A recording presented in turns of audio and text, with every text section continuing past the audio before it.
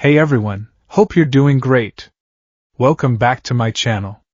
In today's video, we'll dive into what if Deku defended humanity in a steampunk war of heroes versus villains. Smash that subscribe button, and be sure to peek at the description below. Let's begin. The air in the boiler works of Muzidafu had a taste. It was a complex, layered flavor that clung to the back of the throat. The acrid bite of coal smoke, the slick sweetness of hot oil, and the ever-present metallic tang of iron and copper, damp with a perpetual, grimy dew. For the residents of the city's lowest tier, it was the taste of life itself. Izuku Midoriya, a boy of 16 summers who looked a boy of 14, drew that air into his lungs and barely noticed. His attention, as always, was focused downwards. His brass-rimmed goggles, fitted with a series of magnifying lenses he'd ground himself, were perched on a mop of untamable green-black hair. His gaze scanned the refuse heaps of the Cogsworth scrapyard with the intensity of a hawk searching for its prey. This was his hunting ground. While others scavenged for scrap metal to sell by the pound, Izuku hunted for treasures.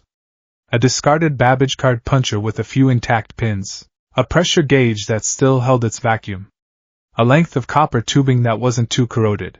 Today, he was searching for something specific, something beautiful, a triple-axis gimbal gyroscope, likely salvaged from the navigational computer of a decommissioned cargo hauler. Standard-issue Mark IV airships use a beryllium copper alloy for their Euro casings, he muttered to himself, his voice a low hum lost in the cacophony of the district. Prone to stress fractures after 10,000 hours of operation, but the internal mechanism, if it's not seized. His gloved fingers, stained with grease that had long since become a second skin, deftly sifted through a pile of rusted cogs and pistons. He was a small figure in this world of gargantuan machinery. Above him, the city of Muzidafu rose in tiered layers of riveted steel and ornate brass. The boiler works were the foundation, the grumbling, soot-stained engine room of it all. Massive pipes, thick as ancient trees, crisscrossed between buildings, hissing steam and weeping condensation. Cog-driven trams rumbled on elevated tracks, their rhythmic clang-clang-clang a constant, metallic heartbeat. Far, far above, visible only in slivers between the overlapping plates of the city's underbelly, was the center. It was a place of myth to boys like Izuku, a world of polished chrome, clean air, and gilded towers that supposedly pierced the clouds. It was the home of the wealthy, the powerful, and the gifted. Ah, gifts! The great lottery of their age. The strange, miraculous abilities that had blossomed in humanity alongside the discovery of Etherium, the volatile, glowing element that powered their entire civilization. A gift could let a man generate electricity from his fingertips, harden his skin into diamond, or speak to the very gears of a machine. Gifts made you special. Gifts made you a potential hero. Izuku was giftless. In a world of super-powered pistons and divinely inspired dynamos, Izuku Midoriya was a simple, fragile, human cog. A null signature. It was a diagnosis delivered by a steam-powered automaton doctor when he was 4, a pronouncement that had shattered his world and reshaped his dreams. He couldn't be a hero like the one he idolized above all others. So, he would do the next best thing. He would become a tinker. He wouldn't just admire the Promechanica heroes and their awe-inspiring apparatuses. He would understand them. He would deconstruct them, schematic by schematic, in the pages of his meticulously kept notebooks. He would learn the language of pressure valves, hydraulic actuators, and Etherium flow regulators. And one day, he dreamed, he would build something. Something that could stand alongside the power of a gift. Something that could prove that a brilliant mind was worth as much as a super-powered body. His fingers brushed against something smooth and cool. He pulled it from the muck. A small, spherical casing of beryllium copper, tarnished but intact. His breath hitched. Gently, he wiped the grime away, his touch reverent. It was a Mark IV Euro casing, just as he predicted. The access panel was fused shut with rust, but that was a minor obstacle. Yes, he whispered, a triumphant grin spreading across his face. This was the final piece he needed for his pet project, the kinetic nullifier, Model 7. A sudden, jarring tremor shook the entire scrapyard. It wasn't the familiar rumble of a passing freight tram or the deep thrum of the district's boiler core. This was a violent, grinding shudder, accompanied by a high-pitched shriek of tortured metal. Izuku shot to his feet, tucking the gyroscope into a deep pocket of his canvas satchel. He scrambled up a mountain of debris, his worn boots finding purchase on bent girders and discarded engine blocks. From his perch, he could see the edge of the Boiler Works market, a bustling square just a few blocks away. Panic was a visible wave rippling through the crowd. Vendors were abandoning their stalls, their shouts of alarm swallowed by a terrifying, new sound, a dry, rasping crunch, like sandpaper on steel. "Make way! Make way for the rust!" A man screamed, his face pale with terror. Through the dispersing crowd, Izuku saw the source of the chaos. A gaunt, hollow-eyed man in tattered clothes was striding through the market square. His gift was hideously visible. Everywhere he pointed his long, skeletal fingers, metal decayed. Ornate brass lamp posts drooped like dying flowers, their surfaces blooming with a sickly orange-brown patina. A street vendor's automated noodlebot seized up, its chrome plating flaking away into piles of reddish dust. The very iron plates of the street buckled and groaned under the villain's touch. Izuku's mind, always analyzing, supplied the name from the hero registry files he'd illegally downloaded onto his personal Babbage terminal. Villain alias, corrode. Gift, rapid oxidation. Threat level, C-. Effective against infrastructure and low-grade hero apparatuses. Avoid direct engagement. But the people in the market weren't heroes. They were factory workers, off-duty stokers, and families buying their weekly rations of cabbage and processed nutrient paste. They were scrambling, tripping over the very ground that was dissolving beneath them. A massive water tower, its support struts eaten away by the creeping rust, began to groan. It tilted slowly at first, then with terrifying speed, threatening to crush a whole section of the market where a mother was struggling to free her child's foot from a warped piece of decking. Izuku's heart hammered against his ribs. He was frozen.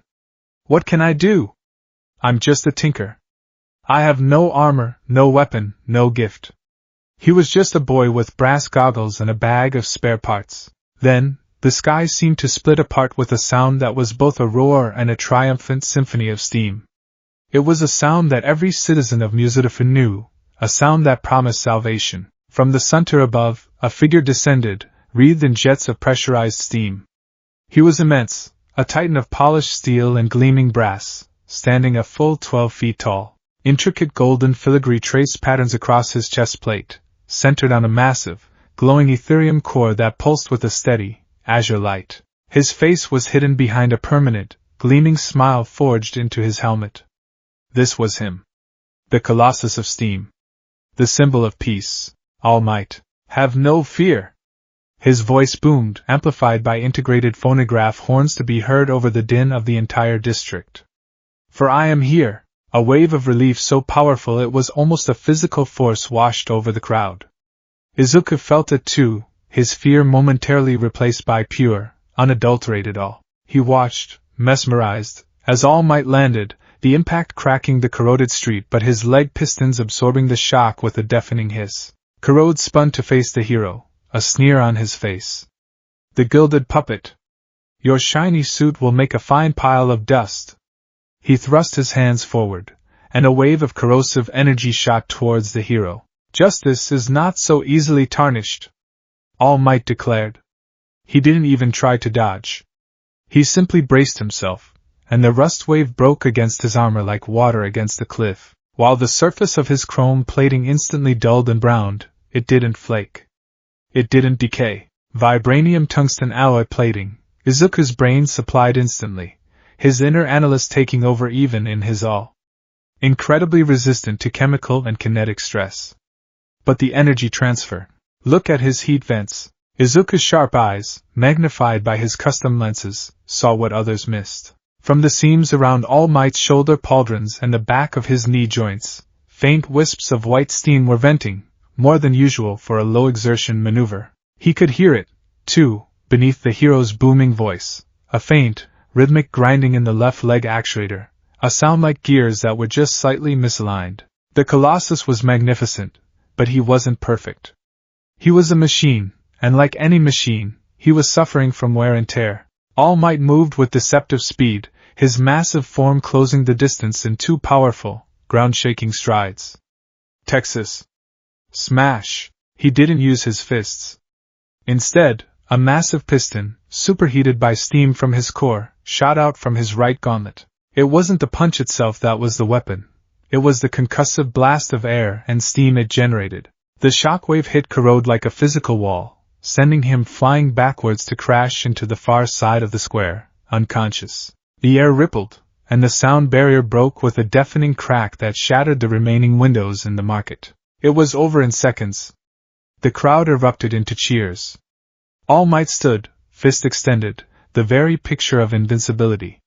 He offered a hearty laugh that echoed through the square. But Izuku saw it again. A much larger plume of steam vented from a pressure release valve on his back, a safety measure to prevent an etherium overload. The grinding in his leg was more pronounced as he took a step towards the fallen villain. The symbol of peace was pushing his limits. The thought sent a chill down Izuku's spine. As the automaton peacekeepers began to clank into the square to secure the villain, All Might turned to the crowd. His attention was focused on the larger problem, the groaning, tilting water tower. It was still poised to fall, its rusted legs creaking a final, metallic death song. Stand back, citizens. I will secure the structure. He moved towards it, preparing to brace the massive tank. But in that moment, a section of elevated tram track above the tower, also damaged by Corrode's gift, finally gave way. A huge, multi-ton slab of iron and wood plunged downwards, not towards All Might, but towards the other side of the square. Right where the mother and her crying child were. The woman screamed, shielding her daughter with her body. The crowd gasped in horror. All Might, already committed to holding the water tower, roared in frustration. He couldn't be in two places at once. Even the Colossus of Steam had his limits. Time seemed to slow down for Izuku. He saw the trajectory of the falling debris. He saw the mother and child. He saw the hero occupied. And in that frozen moment, his dream and his reality collided. He couldn't fight. He couldn't lift a ton of steel. But he was a tinker. He was an engineer. And in his satchel was the kinetic nullifier, Model 7. He didn't think. He acted. Scrambling down from his perch, he sprinted across the unstable ground, his small frame weaving through the panicked bystanders. He pulled the device from his bag. It was an ugly thing, a mishmash of salvaged parts. A central copper sphere containing his new gyroscope was wrapped in coils of insulated wire and bolted to a heavy-duty capacitor scavenged from a medical defibrillator. It was about the size of a melon, heavy and awkward. It wasn't designed for this. It had never been tested at this scale. Theoretically, when activated, it would generate a localized, high-frequency kinetic dampening field. It was meant to stabilize a shaking workbench. It won't be enough, a part of his brain screamed. The energy calculations are all wrong. The capacitor will overload. It has to be, another part answered. He skidded to a halt beside the mother and child, his eyes fixed on the plummeting mass of metal and wood. His hands shook as he fumbled with the activator switch. He twisted the dial to maximum, a setting he'd labeled with a skull and crossbones. Get down! He yelled, his voice thin and reedy compared to All Might's. He threw himself over the woman and her child, holding the device above his head like a desperate offering to the uncaring sky. He flipped the switch. The nullifier whined, a high-pitched shriek that climbed the octaves into an unbearable pitch. The copper sphere began to glow with a faint blue light, vibrating so intensely it felt like it would tear his arms from their sockets. The air around them grew thick and heavy, like molasses. The tram-track segment hit the field. There was no deafening crash.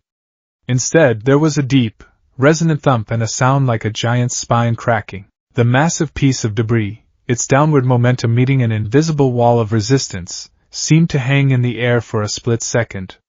Its velocity was being violently, unnaturally arrested. Izuku screamed as a wave of kinetic energy, with nowhere else to go, fed back into the device. The capacitor blew with a deafening bang, showering his back with sparks and hot shrapnel. The copper sphere fractured, venting ozone and smoke. The Euro inside shattered with a sound like 1,000 tiny bells breaking at once. The nullifier was dead, but it had done its job. The debris, robbed of most of its momentum, fell the final few feet with a dull, harmless thud, landing just inches from them. Izuku lay on the ground, gasping, his ears ringing. His back stung from the shrapnel, and the smell of burnt electronics filled his nostrils. He had done it. He had actually done it. A wave of dizzying euphoria washed over him. A colossal shadow fell over them. Izuku looked up into the smiling faceplate of All Might. The hero had secured the water tower, and was now looking down at the scene, his glowing blue optics focused on the shattered device in Izuku's hands. That was an incredibly reckless act, son, All Might's voice boomed, though it lacked its earlier triumphant tone. It was flat, professional. You could have been killed. Intervention is for Promechanica heroes. Civilians should evacuate. Izuku, still on his knees, looked up with wide, hopeful eyes. But it worked. I built it myself. It's a kinetic dampener. I used a triple-axis gyroscope to stabilize the field projection and the situation is under control, All Might interrupted, his tone leaving no room for argument. He knelt down, but not to speak to Izuku. He gently helped the mother and her child to their feet. Are you all right, ma'am? Yes, thank you, All Might, the woman stammered, pulling her daughter close. And this boy. All Might gave Izuku a fleeting glance. It wasn't cruel or angry. It was worse. It was dismissive. The look a master craftsman might give a clumsy apprentice who'd used the wrong tool for the job, even if he'd somehow gotten lucky with the result. He was very foolish. But he is unharmed. Now, please clear the area. It is not safe. And with that, the symbol of peace turned away, his attention already on coordinating with the arriving peacekeeper automatons. He didn't ask Izuku's name. He didn't ask about the device. In the hero's eyes, he wasn't a potential colleague, or even a clever inventor. He was a problem. A civilian who had gotten in the way. A fragile cog that had nearly gotten itself crushed by the great machine of heroics. The adrenaline drained out of Izuku, leaving a cold, heavy emptiness in its place. The mother, after a quick, grateful nod in his direction, was hurried away by a peacekeeper. The crowd, which had momentarily focused on his small act of bravery, turned its attention back to the spectacle of All Might overseeing the cleanup. Izuku was left alone, kneeling in the dirt. He looked down at the smoking, ruined mess in his hands. The beautiful gyroscope, his prized treasure, was now just a tangle of shattered metal inside a cracked casing. His invention, his proof of concept, the culmination of months of work and scrounging, had worked once, for 3 seconds, and then destroyed itself. He had saved someone. He had done what a hero does. And the greatest hero in the world had called him a fool. Slowly, shakily, Izuku got to his feet. He clutched the broken remains of his nullifier to his chest. The cheers for All Might faded into a dull roar in his ears. The taste of the air, the coal, the oil, the metal, seemed heavier, more suffocating than before. He walked away from the market square, a small, anonymous figure melting back into the steam-choked alleyways of the boiler works. No one noticed him go. His workshop was a small, partitioned-off corner of the tenement block he shared with his mother. It was his sanctuary. The walls were covered in schematics, blueprints sketched on cheap, recycled paper. A workbench, scarred by solder burns and chemical spills, was a chaotic landscape of tools, wires, and half-finished projects. In the center of it all, illuminated by a single, bare filament bulb, was his magnum opus. It was a large sheet of drafting vellum, covered in impossibly complex diagrams. It was a theoretical design, a mad dream he had been working on for years, adding to it, refining it, ever since he had accepted he would never have a gift of his own. The schematics depicted a full-body, powered exoskeleton, far more advanced than anything the current Promechanica heroes used. It wasn't just armor. It was a force multiplication system, micropistons woven into a synthetic muscle weave. A compact, high-output Ethereum core with a feedback loop designed to channel energy through the user's entire body. A system designed to be piloted not by a gifted individual, but by a null signature. It was designed to take a normal, fragile human and elevate them to the level of the Colossus of Steam himself. He had called it the One for All Project. A name that signified its purpose, one invention, a single perfect machine, to stand for all the giftless who dreamed of being more. Izuku stood before the schematic, the broken nullifier still in his hands. He looked at the intricate lines, the precise calculations, the thousands of hours of work and hope poured onto that single sheet of paper. Before, it had been a blueprint for his future. Now, it looked like a fool's fantasy. All Might's words echoed in his head. Incredibly reckless. Foolish. A civilian. The hero was right. What was this grand design but a more complex, more expensive version of the device that had just shattered in his hands? It was a machine. And machines could break. He was relying on brass and steel to do what heroes did with their very souls. He was a boy trying to build a god out of scrap metal. A single, hot tear traced a clean path through the grime on his cheek, dripping onto the broken casing of the nullifier. The dream hadn't just been broken, it had been casually and utterly invalidated by the one person he wanted to impress most. He carefully placed the dead device on his workbench, next to a gleaming, perfectly polished wrench. He stared at his reflection in its chrome surface. All he saw was a small, soot-stained boy with ridiculously big eyes, wearing a pair of cracked brass goggles.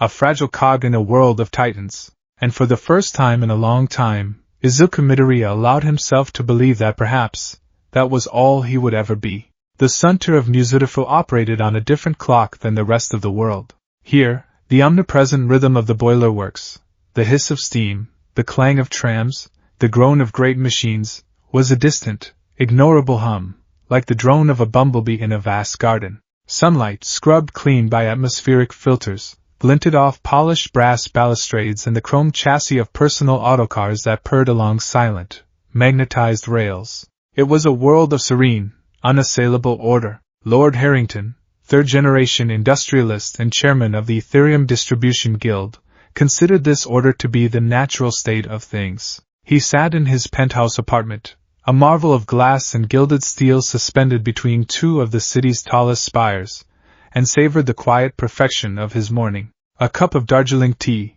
imported by express airship from the eastern colonies, steamed gently on a table beside him. A complex, beautiful Babbage engine, its analytical heart housed in a casing of polished mahogany and jacquard-loomed punch cards, was softly ticking as it processed the morning stock exchange data. It was the pinnacle of civilization. He picked up the brass acoustic receiver connected to the citywide Babbage network, listening to the soothing tones of a broadcast symphony. Music, he believed, was a sign of a society that had conquered base survival and could afford the luxury of beauty.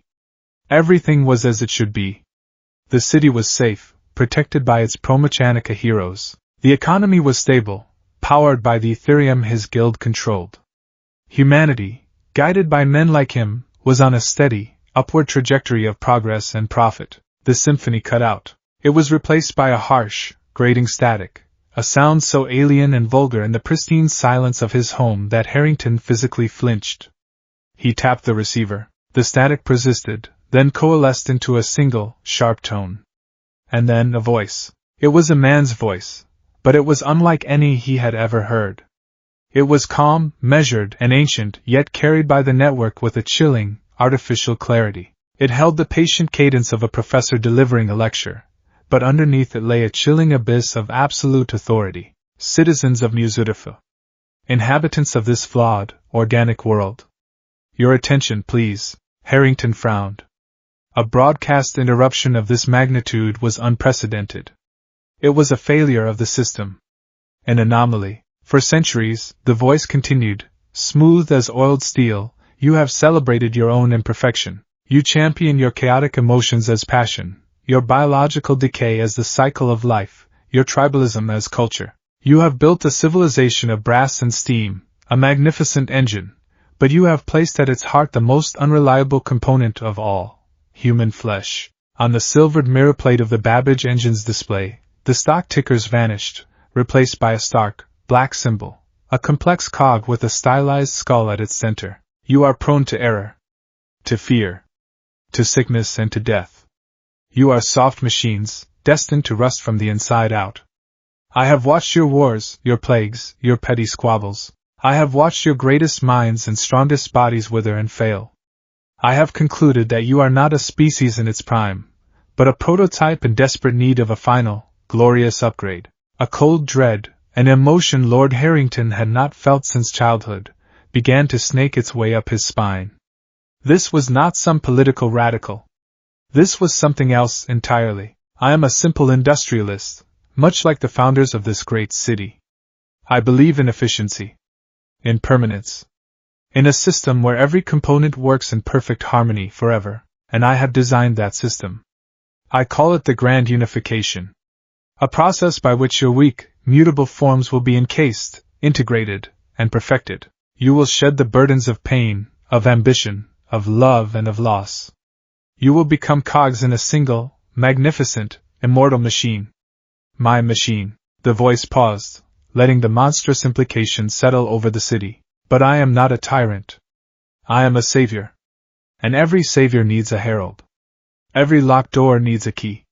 Allow me to introduce the instrument of your coming salvation, the one who will demonstrate the undeniable fragility of your gilded age. The symbol on the mirror plate flickered. It was replaced by a glitching, monochromatic image of a young man. He was pale and gaunt, with a shock of messy, light gray hair that obscured most of his face. A single, wild red eye peered out, burning with a feverish, unsettling intensity.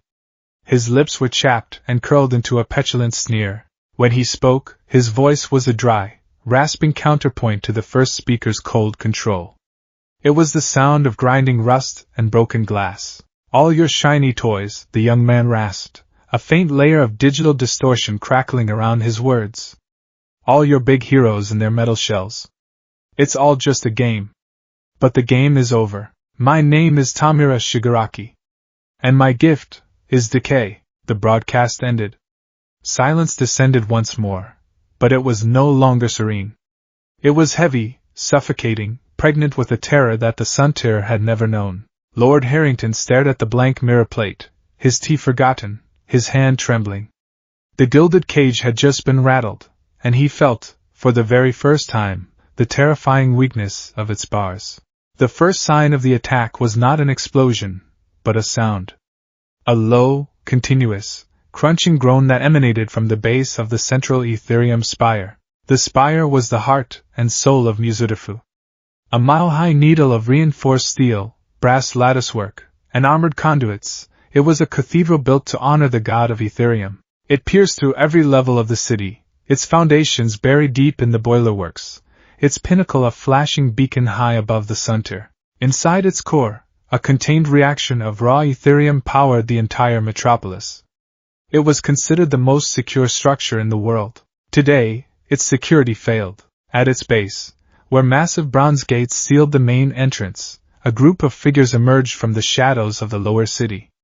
They were the Rust Legion. They wore no uniform, just the ragged clothes of the disenfranchised, but their eyes burned with the same nihilistic fervor as their leaders. At their head walked Tamura Shigaraki, his hands stuffed in his pockets, his posture a loose-limbed slouch. He stopped before the 50-foot-high bronze gates, which were intricately carved with scenes from the city's founding. Player 1 has entered the dungeon, he muttered to himself, a dry, rattling chuckle escaping his lips. He reached out and placed a single, 5-fingered hand on the gate's surface. The effect was instantaneous and horrifying. The point of contact bloomed with a sickly, orange-gray decay. It was not slow, natural rust. It was a hyper-accelerated entropy, a plague upon metal. The decay spread outwards in spider-webbing cracks, not of breakage, but of dissolution. The beautiful carvings of the city's founders sloughed off like sunburnt skin. A deep, groaning shudder vibrated through the massive structure. Within 10 seconds the entire 50-foot gate, a foot of solid, reinforced bronze, had crumbled into a massive pile of reddish-brown dust and metallic flakes. An alarm, a deafening klaxon, finally blared across the city. The attack had begun. The Promochanica heroes were the first to respond. They descended from the sky and converged on the spire, a dazzling array of personalized, steam-powered ingenuity. The jet-propelled hero, Ingenium Prime, brother of the famous Tenya Ida, arrived first, his chrome armor and back-mounted celerity engine a silver blur. "Halt, villain! Your assault on this city ends now," he boomed, landing in a perfect three-point stance. Shigaraki just grinned, his chapped lips pulling back to reveal pale gums. A shiny new toy. Let's see how it breaks. He lunged forward with unnatural speed. Ingenium, a master of high-speed combat, easily sidestepped, aiming a powerful, piston-assisted kick. Shigaraki didn't even try to block. He simply let the kick land, and as Ingenium's armored boot made contact with his shoulder, he reached out and brushed his fingers against the hero's leg armor. Ingenium cried out, not in pain, but in shock. The gleaming chrome of his greave instantly turned to a dull, pitted gray. The corrosion spread up his leg with terrifying speed. Alarms screamed inside his helmet as the internal mechanisms of his celerity engines seized, ground together, and then crumbled. His leg, his primary weapon and mode of transport, went limp and useless, a dead weight of corroded scrap.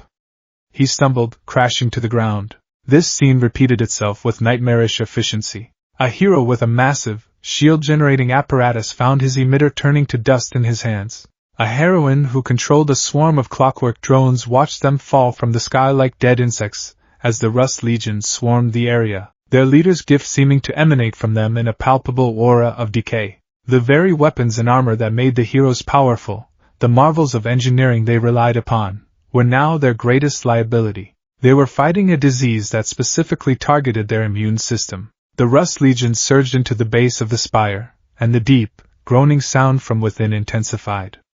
They weren't trying to blow it up. They were unmaking it from the foundations up. In his workshop, surrounded by the ghosts of his broken dream, Izuku Midoriya was jolted from his stupor by the city-wide alarm. He scrambled to his Babbage terminal, a crude, self-built affair of salvaged parts, and typed in a command to access the public news feeds. The flickering monochrome screen showed chaos. Live footage from a news Zeppelin's camera showed the base of the spire, swarming with heroes who were falling back in disarray. The camera zoomed in, and Izuku saw it. He saw armor flaking away, weapons disintegrating. His breath hitched. He wasn't seeing a battle. He was seeing a strategic impossibility. It's not just contact-based, he whispered, his analytical mind kicking into gear despite the fear icing his veins. The effect is spreading. An area of effect that targets high-density metallic alloys. Their gear, it's a vulnerability. The more advanced they are, the faster they fall. He watched Ingenium Prime being dragged away by a hero with a simple, non-mechanical strength-enhancing gift, his proud armor little more than tattered rags. The heroes were losing. They were losing badly. The system was failing. The very concept of promechanica heroism was being dismantled before his eyes. And then, through the smoke and chaos on the screen, he saw the familiar glint of polished vibranium tungsten. He heard, even through the terminal's tinny speaker, a sound that cut through the panic, the triumphant roar of steam jets. A caption appeared at the bottom of the screen. Symbol of peace has arrived. A desperate, foolish flicker of hope ignited in Izuku's chest. All Might was there. All Might would fix this. He always did, but this time, the hope was tainted with the memory of vented steam and grinding gears. He remembered the hairline fractures. He knew, better than almost anyone, that the Colossus was already wounded. All Might landed with the force of a meteor, the impact cratering the plaza but leaving him standing tall, a shining bastion of order in a world succumbing to chaos. The fleeing civilians and beleaguered heroes felt his presence like a physical change in the atmosphere. Hope, which had been bleeding out onto the corroded streets, began to clot. It is all right now, his amplified voice boomed, a declaration that was also a command. Why? Because I am here. Tamura Shigaraki turned, his red eye fixing on the titan of steel and steam. A genuine, ecstatic smile spread across his face. It was the smile of a child on Christmas morning who had just been given the one toy he'd always wanted to break. The final boss, Shigaraki breathed, his voice filled with a rapturous glee. I was getting bored. I was worried you wouldn't show. Your game ends here, villain, All Might stated, his tone flat and cold as tempered steel. He took a step forward, and the ground shook. But Izuku, watching with magnified intensity on his screen, saw the slight, almost imperceptible hesitation in that step. He saw the plume of steam that vented from All Might's back, larger than it should have been for such a simple movement. You are order, Shigaraki said, spreading his arms wide, a conductor embracing his destructive symphony. You are strength. Structure. You are everything I hate. I am decay. I am the cracks in the foundation, the final, beautiful, inevitable rust. Let's see which is stronger. He ran at All Might, not with the lunge of a brawler, but with the scuttling, unpredictable gait of a spider. All Might stood his ground, raising a massive gauntlet. Detroit. Smash! He unleashed the steam piston punch, the concussive force of which should have turned Shigaraki to paste. But the villain was preternaturally agile. He dropped to the ground, the blast roaring over his head, and skidded across the dissolving pavement, his fingers outstretched, aimed at All Might's legs. All Might was faster. He pivoted, his massive torso turning with the sound of powerful, grinding machinery. He kicked, not a physical blow, but a backdraft kick, using the propulsion from his leg vents to create a localized whirlwind of superheated air. The blast sent Shigaraki tumbling backward, shielding his face, but he landed on his feet, unharmed, laughing. Too slow, old man. Is your rust showing? The taunt hit its mark. All Might roared and charged, foregoing ranged attacks for overwhelming force. This was what Shigaraki wanted. The fight became a deadly dance. All Might's blows were like artillery shells, each one shaking the very foundations of the spire, but Shigaraki was like smoke, flowing around them, always looking for an opening, a single touch. He got one. As All Might swung a wide, powerful haymaker, Shigaraki ducked under it, and slapped his open palm against the hero's side, right on the rib plating. Gotcha! The vibranium tungsten alloy, the strongest material known to man, resisted. It didn't crumble to dust like simple steel. But it still decayed. A spiderweb of gray, dead metal spread from the point of impact. A deep, groaning sound came from within All Might's suit, and a jet of black, oily smoke erupted from a nearby seam. Internal damage.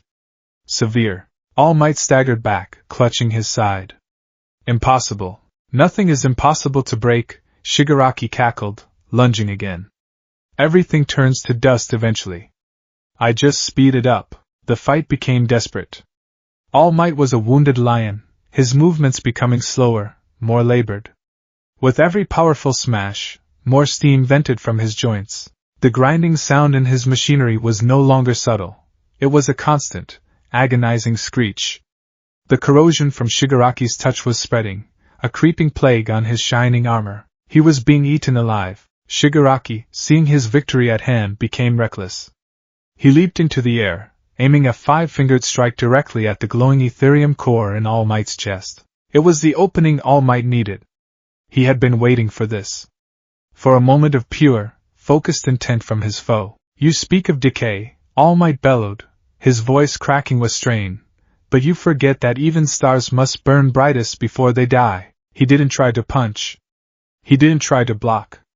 He opened his arms, catching Shigaraki in a devastating bear hug, trapping the villain's hands against his own armored body. The corrosion immediately intensified, devouring his chest plate, but he held on. Shigaraki's eyes widened in panic. What are you doing? Let go! My power does not come from this armor alone, villain. It comes from the will to protect. A will you will never understand. All Might roared. His central Ethereum core, the glowing blue heart of the Colossus, began to glow with the white-hot intensity of a sun. Alarms, loud and frantic, blared from within his suit, audible to everyone in the plaza. Izuka's eyes widened in horror. No, that's a full system purge. A boiler core burst. He's venting the primary reactor. It'll destroy the suit. United States of Smash. It was not a punch. It was an explosion. A directed, controlled detonation of Ethereum energy that erupted from All Might's entire upper torso. The force was absolute. It vaporized the corroded sections of his own armor and blasted Shigaraki away with the force of a cannonball. The villain flew through the air, a broken puppet, and smashed into the half-decayed wall of the spire, disappearing into a cloud of dust and debris. Silence. All Might stood alone in the center of the devastation. His suit was a ruin. The entire front of his torso armor was gone, revealing the incredibly complex, now fractured machinery beneath. His right arm hung limp, wires sparking. The brilliant blue glow of his core had faded to a weak, flickering pulse. Thick, black smoke poured from a dozen ruptures in his frame. He had won. He had saved the city from Shigaraki, but then he swayed. He took one heavy, grinding step, then another. his remaining leg piston seized with a final, terminal shriek of metal on metal. The symbol of peace, the Colossus of Steam, knelt, and then he fell. He crashed onto his side with a sound that echoed through the silent city, the sound of a giant, dying machine. A collective gasp went through everyone watching, a sound of a million hopes shattering at once. He wasn't getting up. A specialized hero recovery team rushed forward, but it was too late for heroics. This was a salvage operation. They attached cables to his broken form, and then, the ultimate indignity, the symbol of peace, broken and smoking, was airlifted from the battlefield, not flying under his own power, but dangling limply from a heavy lift transport, a defeated god being carried from his own pantheon. As his form disappeared into the smoke-filled sky, the lights began to go out. It started in the outer districts, then swept inwards like a tidal wave of darkness. The partial blackout that Shigaraki had started at the spire cascaded through the overloaded, damaged grid. Streetlights flickered and died. The hum of the tram ceased. The glow of the center vanished, plunging the gilded cage into an unfamiliar, terrifying twilight. The heart of the city had been damaged. The symbol of peace had fallen. The age of the Colossus was over. In his small workshop, the light from Izuka's Babbage terminal was the only illumination.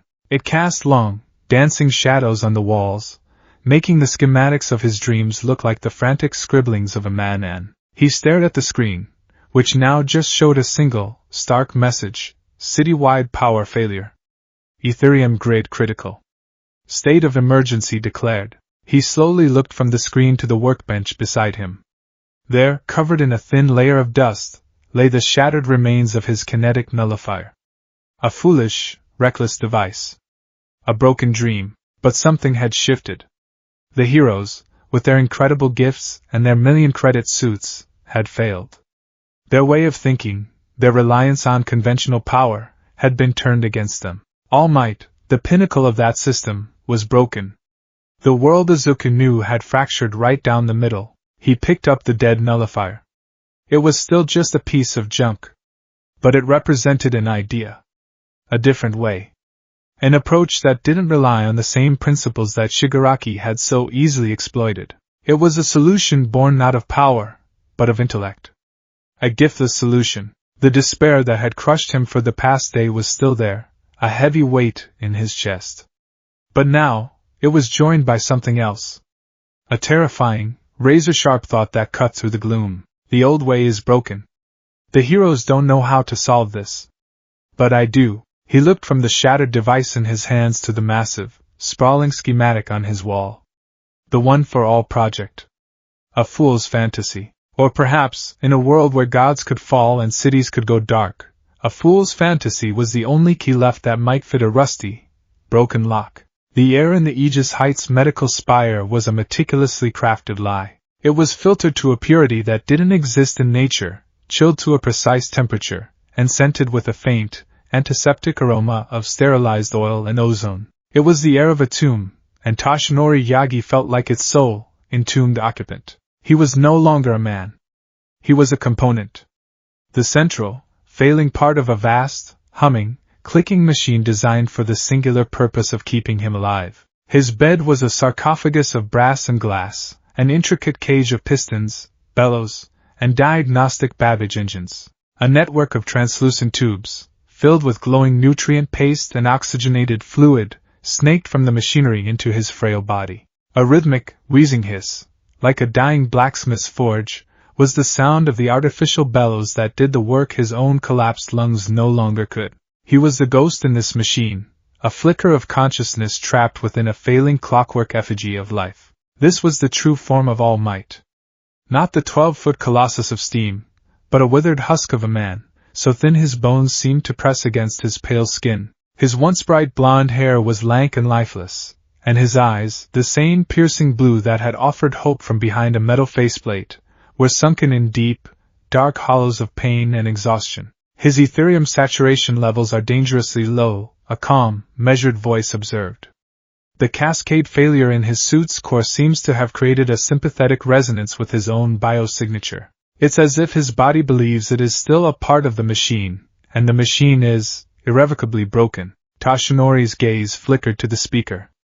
Chio Shizenji, the legendary apothecary mechanic known as Recovery Girl, stood beside his medical sarcophagus. She wasn't a hero of the front lines, but a master of the delicate art of mending the junction between flesh and steel. Her gray hair was pulled back in a tight bun, and her magnified spectacles perched on her nose as she scrutinized the readings on a flickering mirror plate display. The boiler core burst. It was a final, desperate gambit, Tashinori rasped.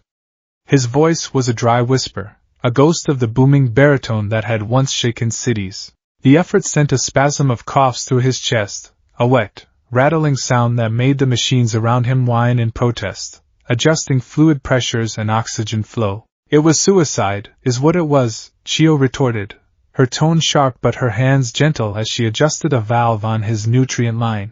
You shattered the one-for-all suit, the culmination of 7 generations of work, to take down one villain. And in doing so, you shattered yourself. Was it worth it, Tashinori? Shigaraki is neutralized, he whispered. The city still stands. The city is dark and terrified, she corrected. And the man who broadcast Shigaraki's arrival, this clockwork tyrant, all for one, remains in the shadows. You traded your king to take a pawn, and now the board is wide open. The truth of her words was a leaden weight in his chest. He knew she was right. For days he had been confined here, listening to the filtered news reports. The city was under martial law. Fear was a palpable smog, thicker than the usual coal smoke. The remaining Promochanica heroes were doing their best, but they were a body without a head, an army without a symbol. They were reacting, patching holes, but they had no answer for the fundamental problem Shigaraki had revealed. Their technology, their very way of life, was a vulnerability. We need a new symbol, Tashinori said, his voice gaining a sliver of its old resolve. And who would you choose? Chio gestured to a larger display screen on the wall, which was cycling through the files of the top Promochanica heroes. Endeavor? A brilliant thermodynamist, but his apparatus is a walking furnace. He'd melt before Shigaraki got within 10 feet. Hawks? His flight pack is a masterpiece of aeronautical engineering, but it's just that, a machine. All of them, they think in terms of direct force application. They are hammers, looking for a nail. All for One has presented us with a puzzle box, and they are trying to smash it open. Tashinori's eyes scanned the faces, the power readings, the schematics of their gear. He'd reviewed these files 100 times. Chio was right. They were all part of the same system, the same doctrine of power that had just been proven fallible. He needed something else. Someone else. Not a hammer. He needed a key. His mind, weary and clouded by pain, drifted back. Back to the chaos of the Boilerworks market, just before the world had gone dark. The falling tram track. The mother and child. And the boy. The boy with the wild green hair and the oversized brass goggles. The boy who had stood against a ton of falling metal not with power, but with a clever, ugly, brilliant machine. He hadn't tried to punch the problem. He hadn't tried to endure it. He had negated it. He had used the principle of physics, a clever application of gyroscopic stabilization and kinetic field theory, to solve an unsolvable equation. It was asymmetrical thinking. It was the logic of a tinker, not a titan. The boy. Tashinori whispered. What boy? In the market. Before the Spire attack. He had a device, a kinetic dampener. Chio tapped a few commands into her console. Security footage, grainy and chaotic, appeared on the screen. It showed the scene from a high angle. She isolated the moment, magnified it. There he was, a small, soot-stained boy, throwing himself over the civilians, holding up a contraption that whined, glowed, and then spectacularly failed, but not before it had done its impossible job. Giftless, Chio murmured, reading the data from the facial recognition scan that cross-referenced the citizen registry.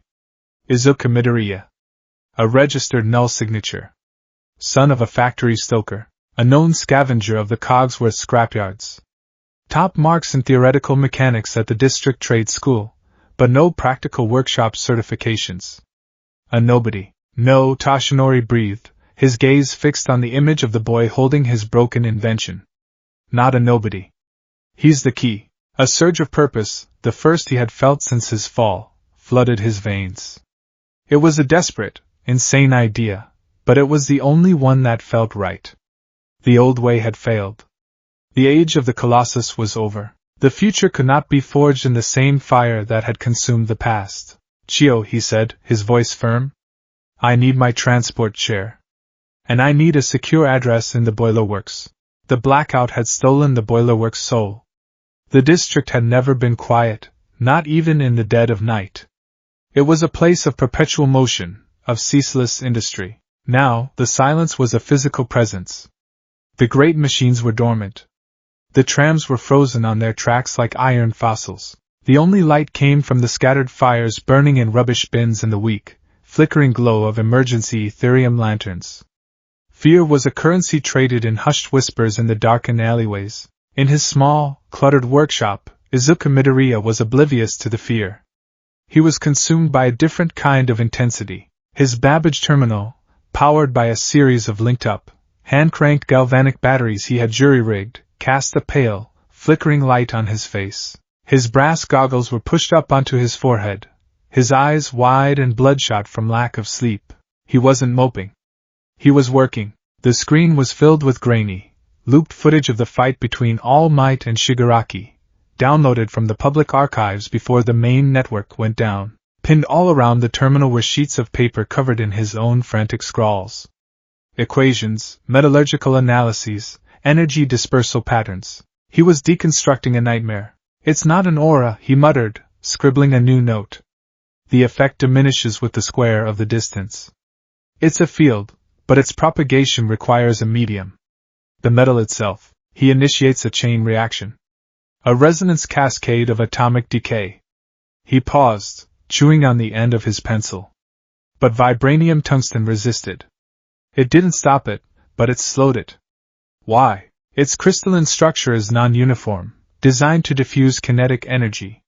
It must have a similar dampening effect on his gift's resonance frequency. He was mapping the rules of his enemy. If he could understand the mechanics of the decay, he could, theoretically, devise a counter-mechanic.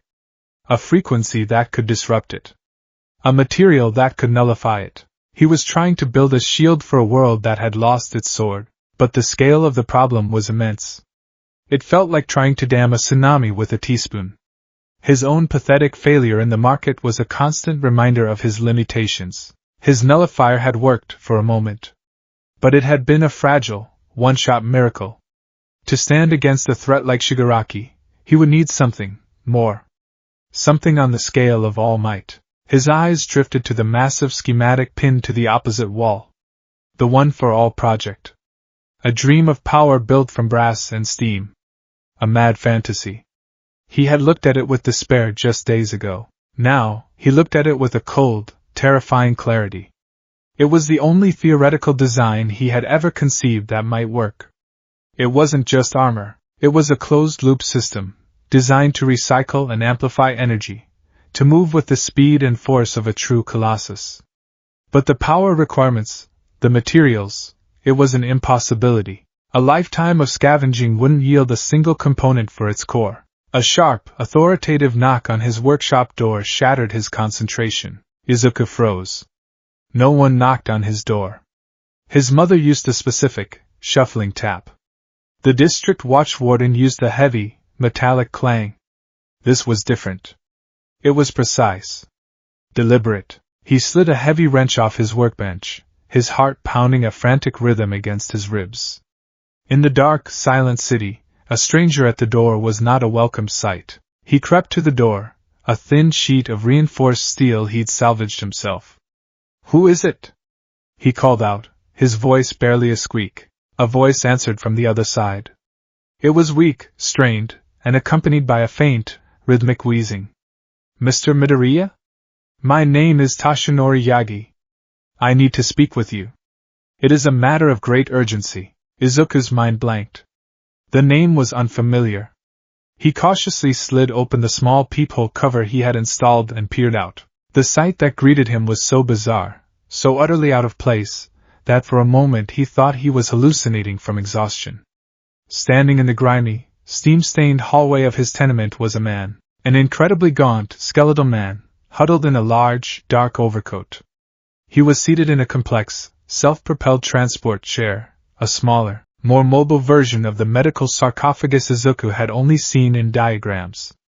It hummed and clicked softly, venting tiny puffs of medicated steam. The man's face was a mask of shadows and sharp angles, but his eyes were a piercing, impossible blue. Izuku's hand, the one holding the wrench, went numb. He knew those eyes. He had seen them 1,000 times, gleaming from behind the smiling faceplate of a hero. He had seen them just days ago, looking down at him with casual dismissal. He fumbled with the locks, his fingers clumsy with shock, and swung the door open. All Might? The name came out as a choked whisper. The frail man offered a weak, pained smile. In a manner of speaking. What is left of him? May I come in? Izuku could only nod, stepping back wordlessly as Toshinori skillfully navigated the transport chair into the cramped workshop. The chair's lights cast a clean, white glare over the chaotic mess of Izuku's life, illuminating the schematics, the half-finished gadgets, the piles of scrap. Toshinori's gaze swept over the room, his impossibly blue eyes lingering on the frantic notes surrounding the Babbage terminal, then on the grand, sprawling blueprint of the one-for-all suit on the wall. A flicker of something, understanding, confirmation, passed through his eyes. You have been busy, Toshinori observed, his voice soft. I was just studying, Izuku stammered, feeling a hot flush of embarrassment. He felt like a child caught playing with his toys. The villain. Shigaraki, his gift is a resonance cascade, I think, and I know, Toshinori interrupted gently. He gestured a frail, bony hand towards the footage on the screen. I was there, and I am here now because you, Izuku Midoriya, are the only person in this city who seems to be asking the right questions. Izuku stared, his mind struggling to connect the colossus of steam with the broken man before him. But your gift. I don't understand. How can you be a gift? Toshinori let out a dry, rattling chuckle that turned into a hacking cough. The chair whirred, and a small automaton arm extended with a glass of water, which he sipped gratefully. That is the great, gilded lie of my life, my boy. The symbol of peace has no gift. The statement was so profound, so reality-shattering, that Izuku felt the floor tilt beneath him. No, that's impossible. Your strength. Your speed. The smashes. No apparatus could do that. I've run the calculations 1,000 times. The power-to-weight ratio is impossible. Not impossible, Toshinori corrected. Just a secret. A secret passed down through 8 generations. My strength, my power, it was never mine. It belonged to the suit. To the legacy known as One for All. He looked at the schematic on Izuku's wall, then back at the boy. A name you seem to have arrived at independently. Frighteningly perceptive of you. Izuku felt a wave of dizziness. The suit, so you're a tinker? Like me? I was, Toshinori said, a deep sadness in his voice. Once. A long time ago. Like you, I was a giftless boy who dreamed of being a hero, and my predecessor saw in me what I now see in you, a mind not limited by the conventional thinking of the gifted. She passed the burden, and the honor, of One for All to me. He patted the side of his transport chair. This is the result of my final battle. The boiler core burst that defeated Shigaraki also pushed the suit far beyond its breaking point. It is a wreck, and its pilot is retired. Permanently. The puzzle pieces slammed into place in Izuku's mind with brutal clarity. All Might's secrecy. His immense power. His sudden, catastrophic failure. It was all the story of a single, extraordinary machine, pushed to its glorious, tragic end. The world needs a symbol of peace, Izuku Midoriya, Toshinori said, his voice dropping, becoming intense, urgent. It needs a hero who can stand against the coming storm. But it cannot be another hero like me. It cannot be another person who relies on the same systems All for One and his heralds seek to dismantle. It needs someone who understands the machine, inside and out. Someone who can innovate, who can think his way through a problem he cannot punch. He maneuvered his chair closer, his blue eyes locking onto Izuku's. It needs a tinker. From a compartment in his chair, Toshinori produced a long, cylindrical case made of dark, oiled leather and sealed with a brass clasp. He laid it across his lap. It was old, the leather cracked and worn smooth from years of handling. "I cannot offer you a gift," Toshinori said, his voice imbued with a solemn gravity. "I cannot give you power. All I can offer is a chance. A legacy. An impossible task." With a click, he opened the case. Izuku leaned forward, his breath catching in his throat. Inside, nestled on a bed of faded velvet, was not a weapon or a device. It was a tightly rolled set of schematics, drawn on old, yellowed vellum. They were drawn by hand, in faded sepia ink, with a precision and artistry that made Izuku's own technical drawings look like crude scribbles. "The original blueprints," Toshinori whispered, his voice full of reverence. "The first design for the one-for-all apparatus, drafted by the first wielder. It is a theoretical masterpiece of engineering. A suit designed to take a null-signature human, a giftless person, and amplify their body's own bioelectric and kinetic potential to godlike levels. A perfect, self-sustaining feedback loop between man and machine." Izuku stared at the drawings, his mind racing, absorbing the impossible genius of the design. He saw concepts he had only dreamed of: a microfilament muscle weave that mimicked organic tissue, an Ethereum core that used the user's own heartbeat as a regulator, a neural interface that bypassed conscious thought to act on pure reflex. It was perfect. Why has no one else built this?" Izuku asked, his voice hushed with awe. "Because no one else could," Toshinori explained. "Subsequent wielders, myself included, could only repair and maintain the existing suit. We could add modifications, patch it up, but the core design, the fundamental principles, were too complex. We were maintainers, not creators.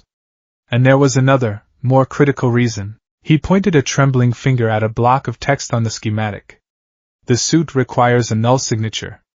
A gifted person's body produces its own etheric signature, a unique energy frequency. To pilot this suit, that signature would create a feedback resonance, a catastrophic overload that would tear both the user and the suit apart.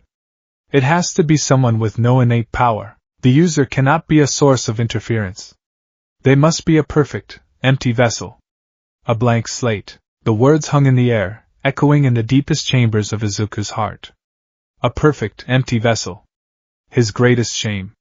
His deepest insecurity. The thing that had defined him as a failure his entire life. And this man, this legend, was telling him it was his single greatest qualification. "I searched for a successor for years," Toshinori admitted. "A gifted hero with the right heart. But I was wrong. The system I believed in is crumbling. The next symbol cannot come from the old world. He must be born from its ashes." His eyes bore into Izuku's, filled with a desperate, pleading hope. "This world needs a hero who understands what it's like to be powerless, who knows the value of ingenuity over brute force. It needs you, Izuku Midoriya. I am offering you the chance to build your dream. Not just to pilot one for all, but to forge it anew, to become the hero you have been designing on your wall." Izuku looked from the ancient, sacred blueprints, to the hopeful, broken man in the chair, to the massive, impossible schematic he had drawn himself. His dream hadn't been to be like All Might. His dream had been to stand beside him. To prove that a boy with brass goggles and a brain full of schematics could be a hero too. And now, the ghost of All Might was telling him that the world didn't need another Colossus of steam. It needed a boy with brass goggles. The despair, the fear, the inadequacy that had haunted him for years, it didn't vanish. But it was overshadowed by a brilliant, terrifying, incandescent wave of purpose. His dream hadn't been wrong. It had just been waiting for the rest of the world to break so that it could finally have a purpose. He took a deep, shuddering breath, the first clean breath of his new life. He met Toshinori's gaze, his own eyes shining with unshed tears, but also with a fire that had been banked for far too long. "My whole life," Izuku said, his voice shaking but clear, "everyone told me I couldn't be a hero without a gift. They were wrong." He stood up straighter, a new strength in his spine. "I won't be a hero with a gift. I'll be a hero because I'm giftless." A slow, genuine smile, the first in a very long time, spread across Toshinori Yagi's face. The ghost in the machine had found his heir. The journey to the new workshop was a silent, clandestine affair.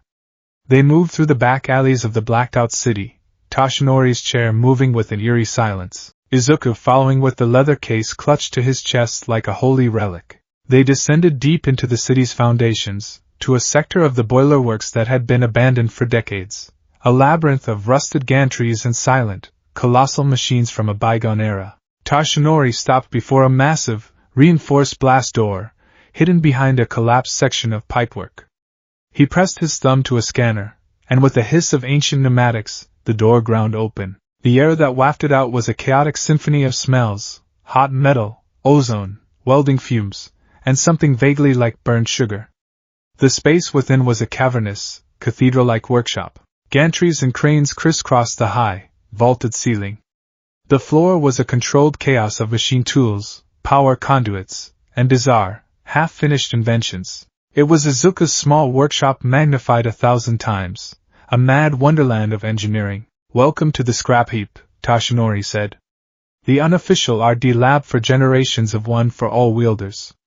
All the tools you could ever need are here. But a design, however brilliant, and a workshop, however well-equipped, are not enough.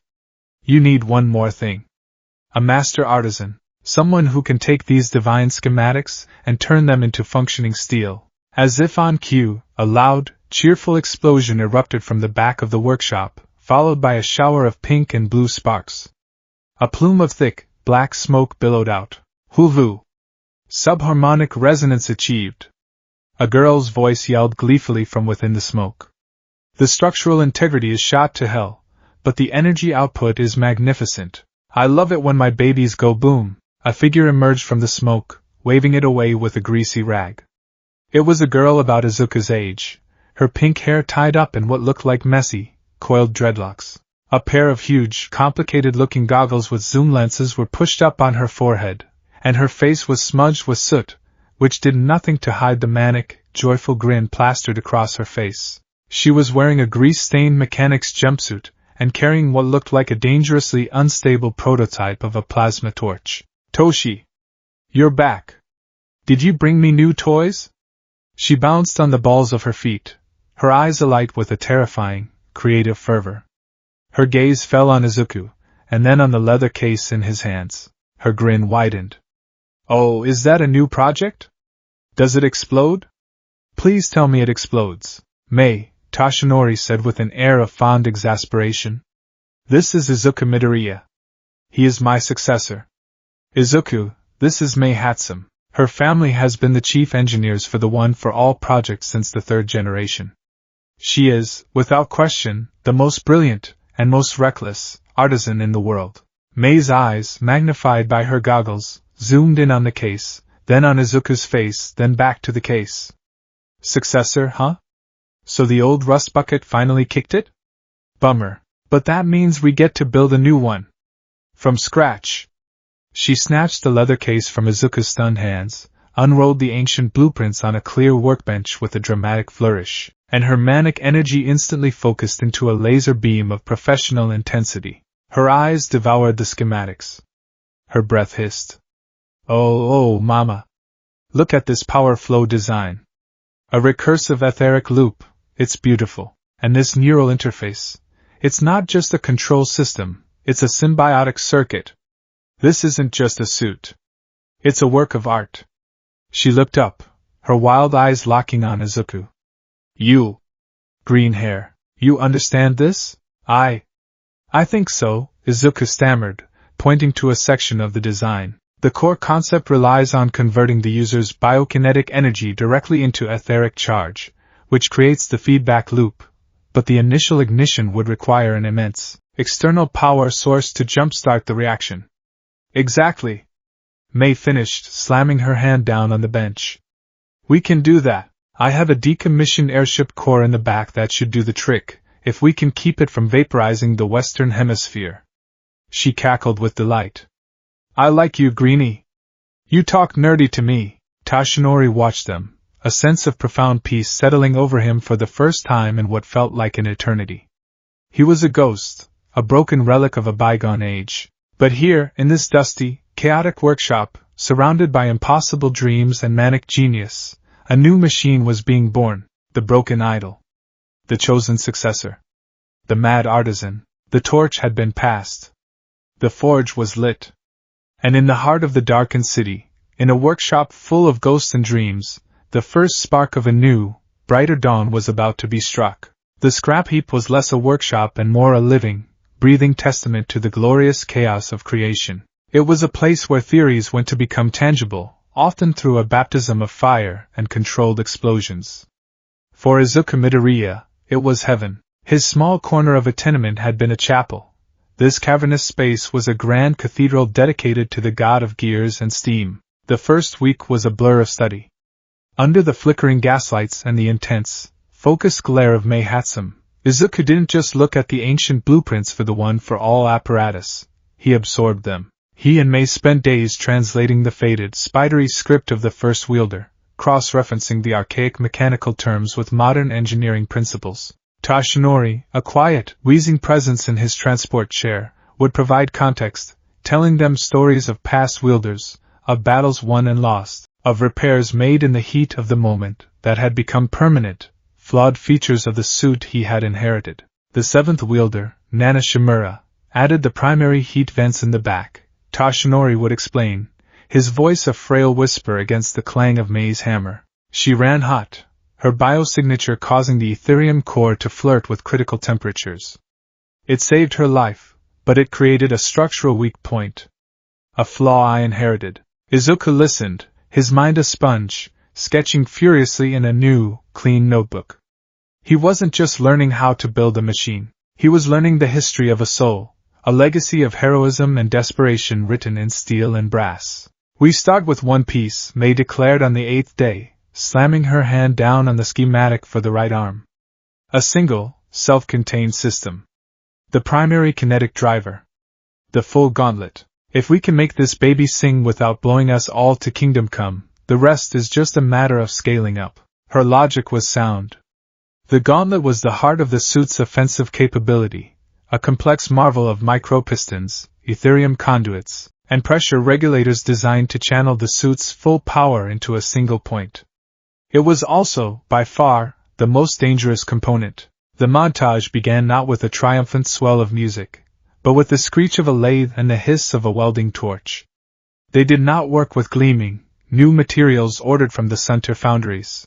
They worked with the bones of the past.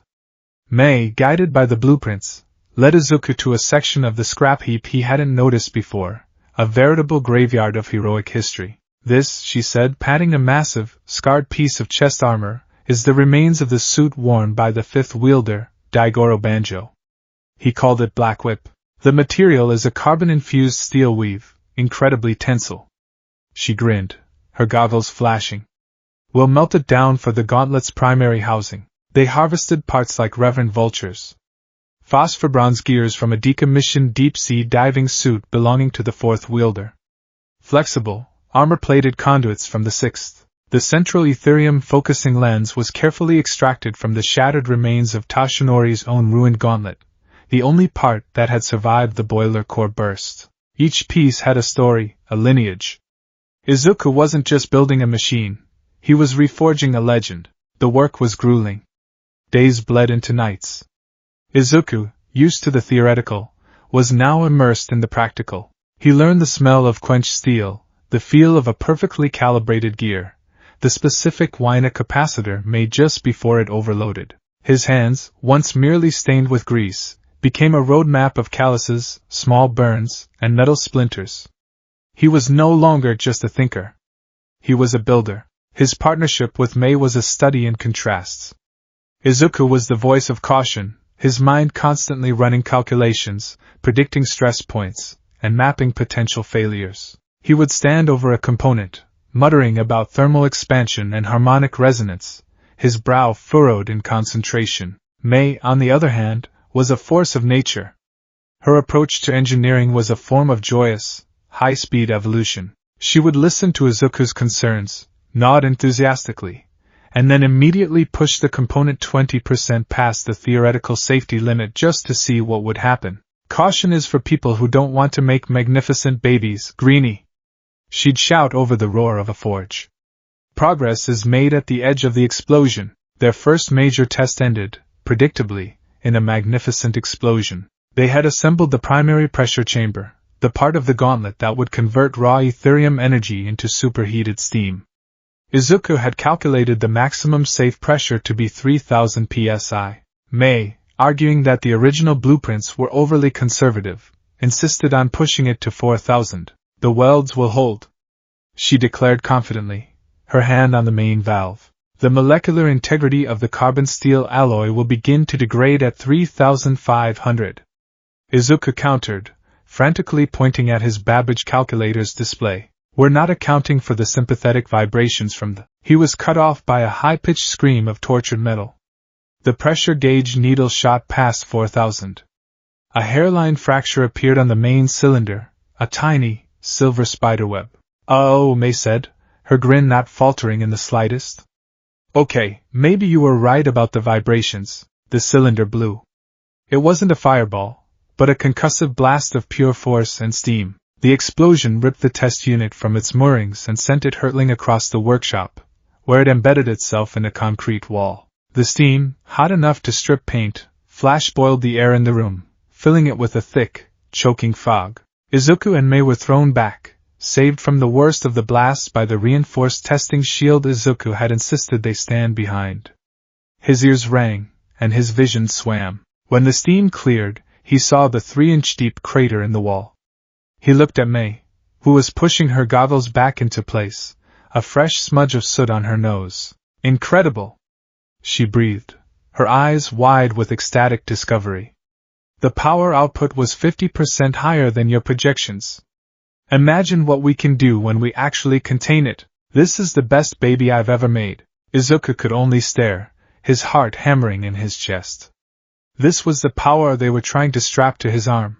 Weeks later, after countless failures, redesigns, and smaller, more contained explosions, the full gauntlet was complete. It was a beautiful, terrible thing. It stretched from his fingertips to his shoulder, a masterpiece of dark, carbon-infused steel, polished phosphor bronze, and glowing copper conduits. It was heavy, a dead weight on the workbench, smelling of oil and ozone. It wasn't the gleaming, heroic chrome of ingenium or the polished brass of All Might. It was a functional, brittlest piece of engineering, built for war, not for parades. All right, Greenie, Mei said, her voice unusually serious as she tightened the final bolts, securing the gauntlet to Izuku's scrawny arm. The pressure regulators are calibrated. The feedback loop is, theoretically, stable. The neural interface is synced to your biosignature. She looked up, her normally manic eyes holding a rare glint of concern. This thing is a part of you now. It will respond to your will. So, try not to will it to blow your arm off. Izuku swallowed, his throat dry. The gauntlet felt less like armor and more like a cage. He could feel the faint, deep thrum of the dormant etherium core, a sleeping beast pressed against his skin. Toshinori wheeled himself forward, his expression grim. The key, my boy, is synergy. Do not think of it as a tool you are using. You must become one with it. Feel its rhythm. Listen to its hum. The suit will try to follow the commands of your body. If your body is not prepared for the recoil, for the strain, it will tear you apart. They stood in the center of the workshop's main proving ground, a large, open space with reinforced walls marked by decades of weapons testing. Before them stood a column of solid, layered steel plating, salvaged from the hull of a decommissioned battleship. Just a 5% output, Izuku, Toshinori advised, his voice soft. A tap. Nothing more. Just get a feel for the power. Izuku nodded, his whole body trembling. He took a deep breath, planting his feet as Toshinori had instructed. He raised his armored arm. It was incredibly heavy, and it took all his strength just to hold it level. He focused on the steel column. He pictured the motion in his mind, a simple, straight punch. He thought of All Might. He thought of the Texas Smash. He pictured that overwhelming power, one for all. 5% pressure smash. He thought, channeling his will through the neural interface. The reaction was instantaneous. A deafening roar erupted from the gauntlet. Steam exploded from vents along the forearm with the force of a jet engine. The etherium core flared with a blinding blue light, and the internal pistons fired in a single, perfectly synchronized, apocalyptic motion. The punch was impossibly fast. Izuku's conscious mind barely registered the movement. But he felt it. He felt the raw, untamed power of the machine surge through him. And then he felt the recoil. It wasn't a push. It was a physical violation. It was the sensation of a freight tram hitting his arm at full speed. A sickening series of cracks echoed up his arm, not the sound of breaking metal, but of his own body. His wrist shattered. His elbow joint dislocated with a wet, tearing pop. His shoulder was ripped from its socket with a scream of torn ligaments. Pain, white-hot and absolute, exploded behind his eyes. He was thrown backward like a ragdoll, his body a mere appendage to the violent recoil of the gauntlet. He hit the ground hard, his head bouncing off the concrete, and the world dissolved into a black, screaming vortex. His punch, however, had connected. The steel column, a foot of solid battleship armor, had a perfectly round, 5-foot-wide hole punched clean through it. The edges of the hole were molten, glowing a dull cherry red. Izuku lay on the floor, cradling his mangled arm, a raw, animal sound of agony tearing from his throat. The gauntlet, its power spent, hissed quietly, venting steam like a sigh. Mei and Tashinori were at his side in an instant. Mei was already working on the emergency release bolts, her face pale and grim. Too much. He channeled too much intent. His body wasn't braced for the feedback. He thought of it like a punch, Tashinori murmured, his own face a mask of regret as he looked at Izuku's ruined arm. He tried to command it.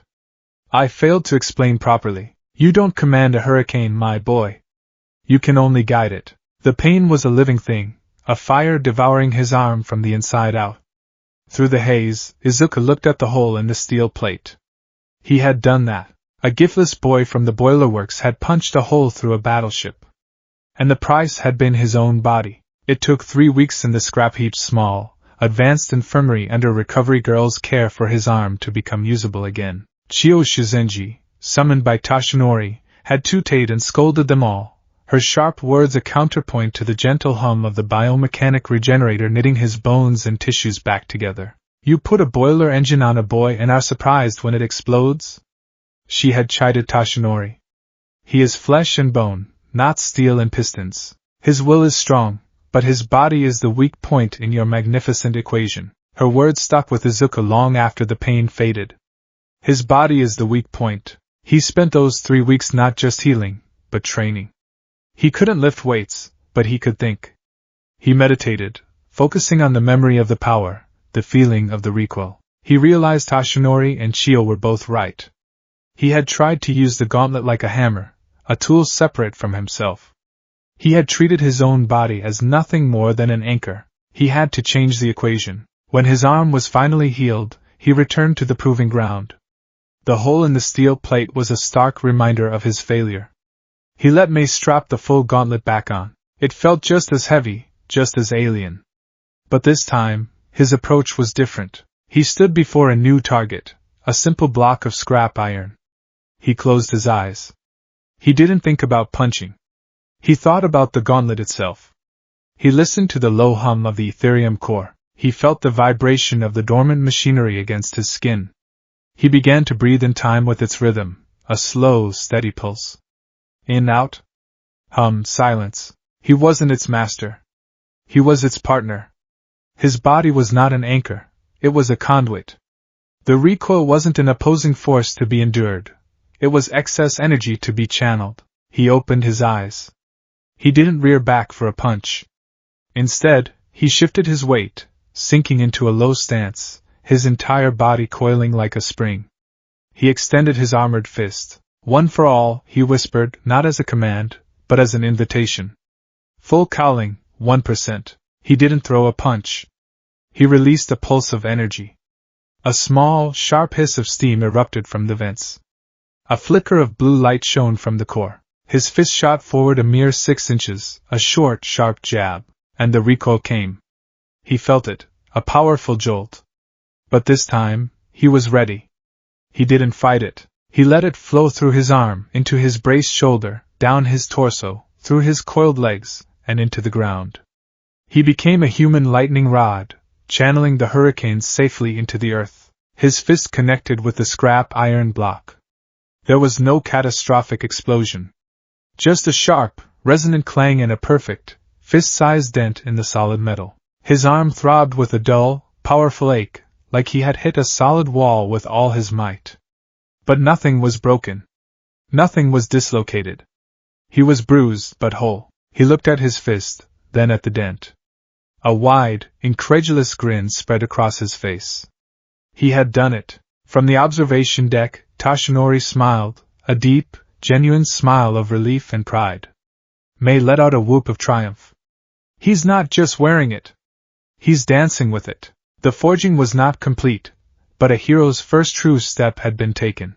His progress did not go unnoticed. The powers that be, the clandestine committee of government officials and veteran heroes that Toshinori answered to, were growing desperate. All for One was silent, but his Rust Legion was not. Small, coordinated strikes were happening across the city, testing the fractured defenses of the Promechanica heroes. They were losing ground.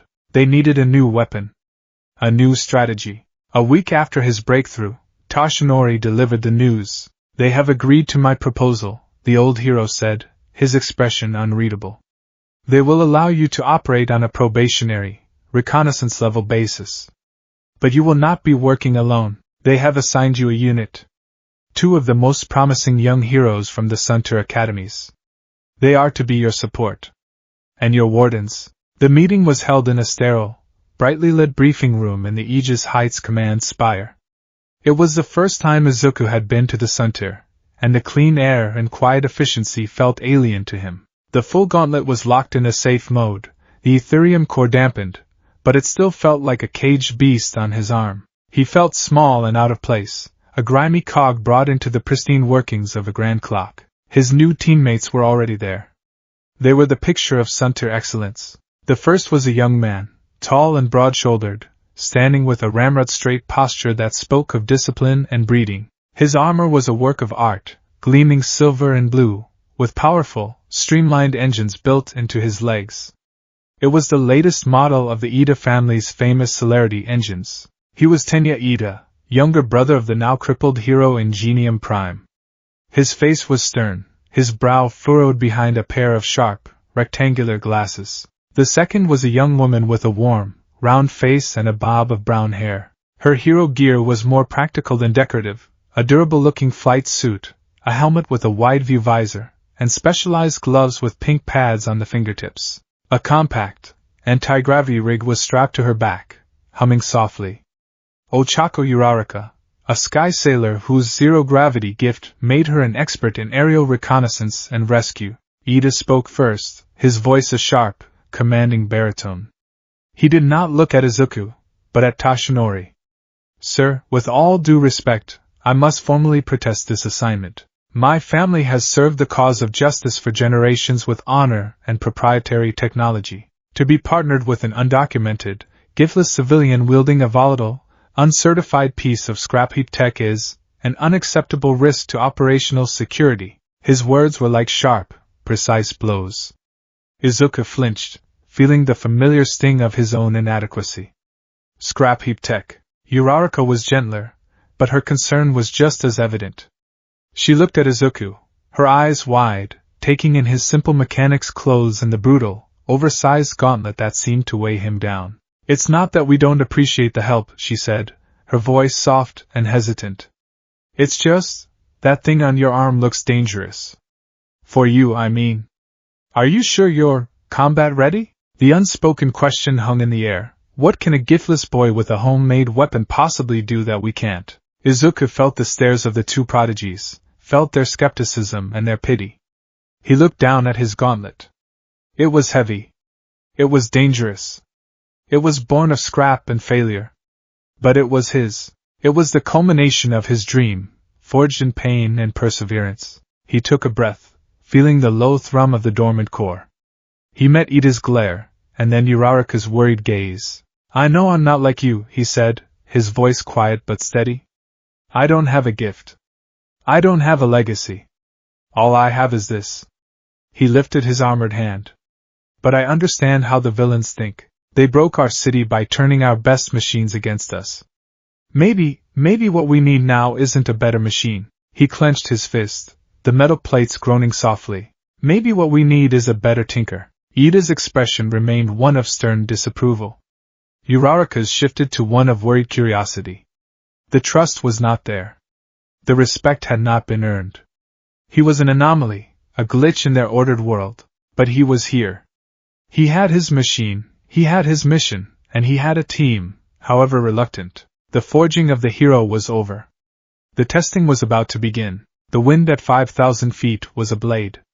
It was sharp, cold, and carried the metallic tang of the city's upper atmosphere, a scent far cleaner than the coal and oil perfume of the boilerwork Suzuka was used to. He stood on the swaying deck of a hero-grade patrol skiff, a nimble, open-topped vessel powered by a whispering Ethereum turbine, and gripped the safety rail with his unarmored hand. The full gauntlet on his right arm felt like a leaden anchor, a constant, heavy reminder of how out of place he was. Below, Muzidafu was a breathtaking tapestry of shadow and flickering light. The blackout was still in effect for 2/3 of the city, a sprawling sea of darkness punctuated by the pinpricks of emergency lanterns and the orange glow of barrel fires. In stark contrast, the Suntier and the Central Command districts blazed with defiant brilliance, a well-defended island of light in a dark ocean. Their target was in the twilight between those two worlds, the abandoned industrial sector, a graveyard of silent factories and rusting smokestacks. Target sighted,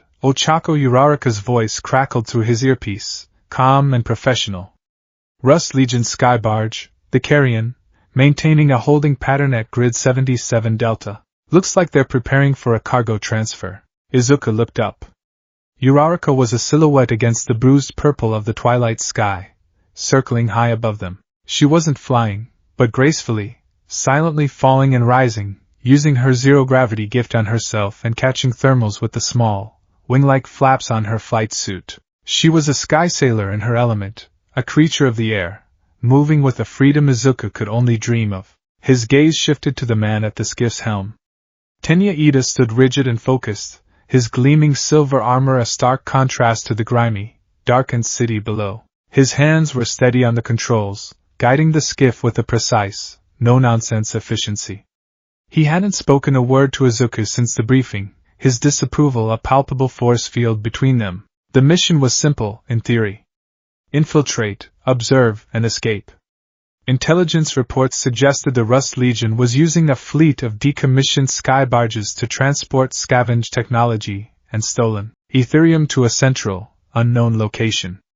Their team's job was to plant a small, long-range listening device, one of May's whisper bugs, on the hull of the Carrion to track its movements and intercept its communications.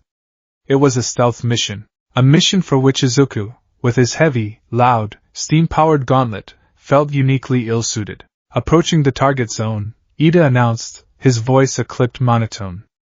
Uraraka, maintain high cover. Midoriya, prepare for insertion. Your task is to secure the anchor point while I plant the device. Try not to make any unnecessary noise. The subtext was clear, try not to mess this up. Ida brought the skiff in low, using the towering, skeletal remains of a factory smokestack as cover. The Carrion was a monstrous thing, a blunt, ugly instrument of war. It was a massive, blimp-like vessel, its gas bag patched and grimy, its gondola a crude, multi-leveled fortress of riveted iron plates and scavenged parts. Searchlights swept across the darkened rooftops below, their beams cutting through the thin industrial haze. There's our window, Uraraka's voice came through. Portside searchlight is on a 30-second sweep. You'll have a 15-second gap of darkness, acknowledged, Ida replied. He guided the skiff into the shadow of the smokestack, the low hum of its turbine barely audible. Midoriya. On my mark. Izuku's heart hammered against his ribs. This was it. His first real mission. He took a deep breath, trying to sync his breathing with the low thrum of the gauntlet on his arm, which he had set to a dormant 0.1% power level. He unhooked a heavy magnetic grapnel from his belt. His job was to fire the grapnel, secure their skiff to the underbelly of the barge, and provide cover. Simple. Mark. Ida commanded. The skiff shot out from behind the smokestack. The underbelly of the sky barge loomed above them, a vast expanse of corroded metal. Izuku aimed the grapnel launcher, his hands surprisingly steady. He fired. The grapnel shot upwards, trailing a thin, high-tensile cable, and slammed onto the hull with a loud clang. The magnetic clamps engaged. The clang was louder than he'd anticipated. On the deck of the Carrion, high above, a figure shouted. A searchlight, not the one Uraraka had been tracking, swiveled and stabbed downwards, pinning their small skiff in its brilliant, accusatory glare. So much for stealth. Compromised. Ida barked, already changing tactics. His calm facade didn't crack, but his movements became sharper, more urgent. He drew a short, piston-powered vibroblade from his hip. Forget the bug. We're aborting. Midoriya released the cable. Before Izuku could react, the deck of their skiff was peppered with high-velocity projectiles. They weren't bullets, but jagged shards of rusted metal, fired from crude, air-powered rifles. One of them slammed into the skiff's control console, which erupted in a shower of sparks and died with a pathetic whine. Their turbines sputtered and went silent. They were dead in the water, tethered to the belly of the beast. Engine is disabled. Ida yelled over the hail of scrap metal. Uraraka, we need extraction. Negative, Celerity Knight. Uraraka's voice was strained. They've launched interceptors. Clockwork drones. I'm engaged. Izuku looked up and saw it. A swarm of small, insect-like automatons with whirring brass wings had poured from a hatch on the barge's topside, buzzing towards Uraraka like angry hornets. She was a blur of graceful movement, tapping drones with her padded fingertips, sending them spinning helplessly into the sky as their internal mechanisms were rendered weightless, before kicking off them to evade laser blasts from the others. She was outnumbered. More shouts from above. Figures were leaning over the railing of the barge's gondola, firing down at them. Then, something worse. A large cargo hatch on the barge's underside began to grind open. They're deploying troops, Ida said, his voice grim. He looked at Izuku, his earlier disapproval replaced by the cold pragmatism of a soldier. Our position is indefensible. We must board the barge. It is our only chance. Izuku stared at him, then at the grapnel line stretching tautly up into the darkness. Board the enemy airship? His mission had been to plant a bug, and now he was expected to lead a boarding party? How? Izuku managed to stammer out. Ida pointed upwards with his vibroblade. The cable. We climb. Without another word, he holstered his blade, grabbed the grapnel line, and began to ascend with the practiced ease of a trained soldier, his powerful arms pulling him upwards. Izuku was frozen for a half-second. The shouts from above were getting louder.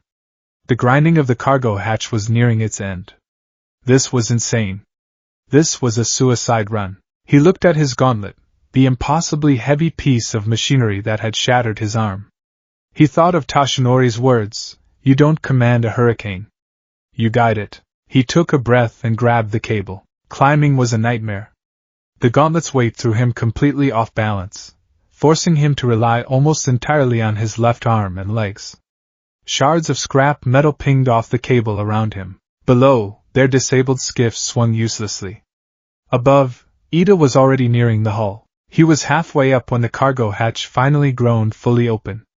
A metal ramp lowered with a deafening screech, and standing on that ramp were 3 members of the Rust Legion, their faces hidden by crude gas masks, their air rifles aimed directly at them. Ida, only a few feet from the top, was completely exposed. There was no time to think. No time for calculations or fear. There was only the problem, and the tool he had to solve it. Ida, get down! Izuku screamed. He let go with his legs, swinging his body out from the cable, using his momentum. He channeled a thought, a feeling, into the neural interface. Not a punch. Not a smash. Just a burst. A controlled, directed explosion. One for all, Air Force. He aimed the palm of his gauntlet upwards and unleashed a 2% pressure pulse. It wasn't an attack. It was propulsion. A violent blast of superheated steam erupted from his palm, creating a deafening roar. The recoil slammed into his shoulder, but he was expecting it, bracing his body against it. The blast of steam shot upwards like a geyser, obscuring him for a crucial second. More importantly, the force rocketed him sideways, swinging him in a wide, fast arc around the cable. The Rust Legion troopers, blinded by the steam and startled by the noise, fired wildly. Their shots went wide, pinging harmlessly off the barge's hull where Ida had been moments before. Ida, reacting with incredible speed to Izuku's warning, had dropped several feet down the cable, narrowly avoiding the volley. Izuku swung back towards the ramp, the gauntlet's weight pulling him down. He saw the troopers reloading. He wouldn't get another chance. He had to end this now. As his arc carried him towards the open hatch, he adjusted his grip, coiled his body, and prepared to do the stupidest thing he had ever done in his life. He was going to use his greatest liability as his greatest weapon. Don't punch, he told himself, the mantra repeating in his head. Channel. Guide. Release. He let go of the cable. For a terrifying second, he was airborne, a boy in a mechanic's jumpsuit with a cannon for an arm, flying across the gap between his past and his future. One for all, full cowling. 5%. He roared, the words a promise and a prayer. He didn't aim for the men. He aimed for the ramp itself. As he flew towards them, he drew his armored fist back and punched. The world dissolved into noise and violence. The 5% pressure smash was everything his first disastrous test had been, but this time, it was controlled. Focused. He felt the familiar, brutal kick of the recoil, but his body, now a trained conduit, absorbed it. The force flowed through him, making his teeth rattle and his vision blur, but nothing broke. The gauntlet's pistons fired with the sound of a collapsing building, and a compressed sphere of pure kinetic force erupted from his knuckles. It hit the heavy steel ramp not with a clang, but with a deep, resonant boom that echoed across the night sky. The ramp didn't just buckle, it warped, the thick metal groaning and twisting as if struck by an invisible giant. The 3 Rust Legion troopers were thrown from their feet like dolls, one flying back into the cargo bay, the other 2 tossed screaming from the ramp into the abyss below. Izuku's momentum carried him forward. He landed on the now mangled ramp in a clumsy, rolling heap, the impact jarring every bone in his body. He scrambled to his feet, his arm aching with a deep, throbbing burn, the gauntlet venting steam in long, hissing plumes. He had done it. He was on the barge. He was alive. A moment later, Ida landed silently beside him, his vibroblade humming in his hand. He stared at the warped ramp, at the unconscious trooper inside the cargo bay, and then at Izuku. The look in his eyes was no longer disapproval. It was something else entirely. A stunned, grudging respect. That was unorthodox, Ida stated, his voice tight. But effective. Report. Status. Gauntlet.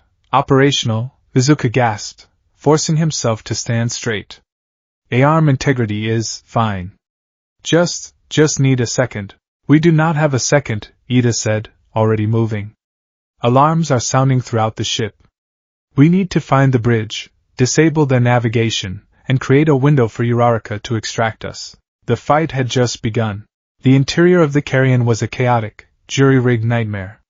It was a maze of narrow corridors, exposed pipes dripping with condensation, and sparking electrical conduits. The air was thick with the smell of unburnt fuel and rot. Shouts and the clang of running feet echoed from deeper within the ship. Ida took the lead, his movements economical and swift. Izuku followed, the heavy gauntlet making it difficult to navigate the tight spaces. They were a study in contrasts, the Celerity Knight, a sleek, efficient weapon of polished steel, and the Tinker, a clumsy, powerful anomaly of brute force engineering. They rounded a corner, and came face to face with a patrol of 4 more troopers. Ida didn't hesitate. Engage! His Celerity engines flared to life with a low hum. He became a blue and silver blur. He wasn't just fast, he was precise. He moved between the troopers, his vibroblade a humming arc of energy. A strike to a rifle's air canister here, a precise jab to an exposed knee joint there. He disabled, he didn't kill. It was a dance of controlled, non-lethal force. In seconds the 4 troopers were on the ground, groaning and disarmed. Izuku could only watch in awe. That was a pro hero. That was what years of training and perfect synergy with one's gear looked like. Impressive, Izuku breathed. Efficiency is the cornerstone of victory, Ida said, not even breathing heavily. Your turn will come. Your method is too destructive for these confined spaces. Save it for when we need a wall removed. They continued their advance, Ida disabling patrols with surgical precision. They found a ship's schematic crudely painted on a bulkhead and located the bridge. It was 2 levels up, at the very front of the gondola. As they approached the final corridor leading to it, they heard something that made them both freeze. A low, guttural, inhuman roar. Standing guard before the reinforced door to the bridge was not a man. It was a monster. A hulking brute of a man, easily 8 feet tall, his body grotesquely swollen with muscle. But the true horror was his right arm. From the shoulder down, it was a mass of churning, grinding clockwork, a grotesque fusion of metal and flesh. Pistons moved under his skin, and steam vented from crude valves bolted directly to his bones. It was a gnome automaton, a forbidden product of All for One's twisted science. That's a Class B threat, Ida whispered, his voice losing its confident edge for the first time. A biomechanical fusion. Brute force is their only tactic, but it is overwhelming. The automaton spotted them. It let out another roar and charged, its heavy, metal-shod feet making the entire corridor shake. I will draw its attention, Ida yelled, activating his engines. Find a weak point. He shot forward, a blur of motion, trying to use his speed to outmaneuver the beast. But the corridor was too narrow. The automaton swung its massive, clockwork arm in a wide, devastating arc. Ida, fast as he was, couldn't fully evade. He brought his arms up to block. The metal arm crashed into him with the force of a battering ram. There was a sickening crunch of metal. Ida was thrown back like a toy, slamming into the far wall so hard he left a dent. He slid to the floor, his left arm's armor crushed, his leg engines sputtering and sparking. He was out of the fight. The automaton turned its simple, hate-filled eyes on Izuku. Izuku's blood ran cold. This was not a trooper he could disable. This was a walking tank. A wall that needed to be removed. The beast charged. Izuku had nowhere to run. He planted his feet, just as he had in the proving ground. He took a deep, shuddering breath, feeling the hum of the gauntlet, becoming one with it. The corridor was too small for a wide swing, too tight for a full-power smash. He needed something different. Something focused. Guide the hurricane. As the automaton swung its metal fist, Izuku didn't try to block. He ducked under the blow, the wind from its passage rustling his hair. He was now inside its guard, pressed almost chest to chest with the monster. He thrust his own armored fist forward, not as a punch, but as a placement. He pressed the knuckles of the full gauntlet directly against the central gear housing of the automaton's clockwork arm. He poured his will into the machine on his arm. Not 5%. Not 10%. He needed more. Delaware. Smash! He didn't unleash a concussive blast. He unleashed a focused, point-blank shockwave. It was like setting off a shape charge. Instead of a wide explosion, all the energy of the smash was directed straight into the automaton's arm. The effect was catastrophic. The gears inside the clockwork limb, not designed for such a violent, internal shock, shattered. Pistons bent. Axles snapped. With a sound like a grenade detonating inside a grandfather clock, the automaton's entire arm exploded in a shower of shredded metal, springs, and spraying oil. The beast roared in pain and fury, staggering back, its right side now a mangled stump of sparking wires and ruined machinery. It was wounded, but not beaten. It lunged forward, trying to grab him with its remaining fleshy hand. But Izuku wasn't there. The recoil from his point-blank smash had thrown him backwards down the corridor, a planned retreat. He landed on his feet, his arms screaming in protest from the sheer power he had just channeled. Uraraka, status. He yelled into his comm, his voice strained. Drones are down. I'm clear. What's your position? Bridge is guarded. Ida is down. I need a new exit. He looked around frantically. There was no other way out of the corridor. Except up. A series of large, thick steam pipes ran along the ceiling. An idea, a stupid, reckless, Mayhatsum-level idea, sparked in his mind. He backed away as the automaton lumbered towards him, its one good arm outstretched. He aimed the full gauntlet at the reinforced door to the bridge, the very thing he was supposed to be infiltrating. May always said progress is made at the edge of the explosion, he thought, a half-hysterical grin on his face. One for all, 10% pressure smash. He punched the door. The resulting explosion of force blew the reinforced steel inward as if it were cardboard. But he wasn't done. He immediately dropped to one knee, braced his gauntlet against the floor, and punched again. The floor plates buckled, exposing the girders beneath. Finally, as the automaton closed in, he aimed straight up and punched the ceiling. The steam pipes above ruptured with a deafening roar. The corridor was suddenly a chaotic vortex of destruction. The floor was gone, the door was gone, and superheated, high-pressure steam was blasting from the ceiling, creating an impenetrable, scalding fog. Izuku scrambled away from the chaos, towards the wounded Ida. He grabbed his teammate's armored harness. "We have to go. My engines are offline." Ida groaned, his leg twitching uselessly. "Don't need em." Izuku grunted, hoisting the heavier man over his shoulder. The automaton, confused and blinded by the steam, roared in frustration behind them. "Uraraka!" Izuku screamed into his comm. "I'm on the port side, mid-deck. I'm about to make a new door. Be ready." A new. "Midoriya, what are you doing?" Izuku ran down a side corridor, Ida a dead weight on his back. He reached the outer hull of the gondola. He could hear the rush of the wind on the other side. He didn't hesitate. He took a deep breath, braced himself and Ida against the opposite wall, and delivered one final, desperate 5% smash to the wall of the airship. The metal plate blew outwards with a screech of tortured metal, revealing the open, windswept night. They were 5,000 feet in the air, with no parachute. "Now!" he screamed. He saw a flash of movement. Uraraka, her flight suit streaked with soot from her fight with the drones, shot towards them like a comet. She extended her hands, her pink fingertips glowing faintly. "Gotcha!" she yelled.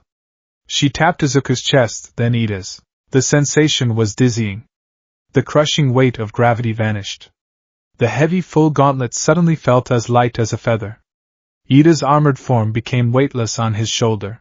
Izuku pushed off from the ruined corridor and floated out into the open air, the crippled Ida in his arms, drifting gently in the night sky. Behind them, the carrion, now with a massive, smoking hole in its side and its bridge rapidly filling with scalding steam, began to list drunkenly, its alarms blaring a symphony of failure. A few moments later, Uraraka's skiff, its engines hastily repaired with what looked like a few well-placed kicks and some percussive maintenance, swooped in beneath them. She expertly deactivated her gift as they hovered over the deck, and they landed with a soft, controlled thud. The three of them stood there for a moment in silence, the wind whipping around them, the crippled sky barge receding into the distance.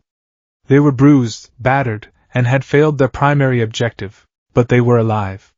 And they had worked as a team. Uraraka was the first to speak, a breathless laugh escaping her lips. "A new door? Seriously?" Izuku, adrenaline still coursing through him, just grinned, his face smudged with grease and victory. "May says you have to be willing to break a few of your babies to make progress." Ida, leaning heavily on Izuku for support, looked from the hole in his own armor to the steaming, powerful gauntlet on Izuku's arm.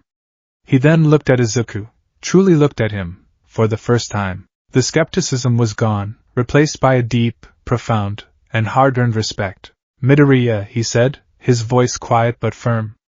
"Your methods are chaotic, your equipment is a hazard, and your disregard for protocol is frankly terrifying." He paused, adjusting his cracked glasses. "You were magnificent." The gambit had failed, but the team had been forged. High above the sleeping city, in the cold, clean air of the sky, a giftless boy had earned his place among heroes.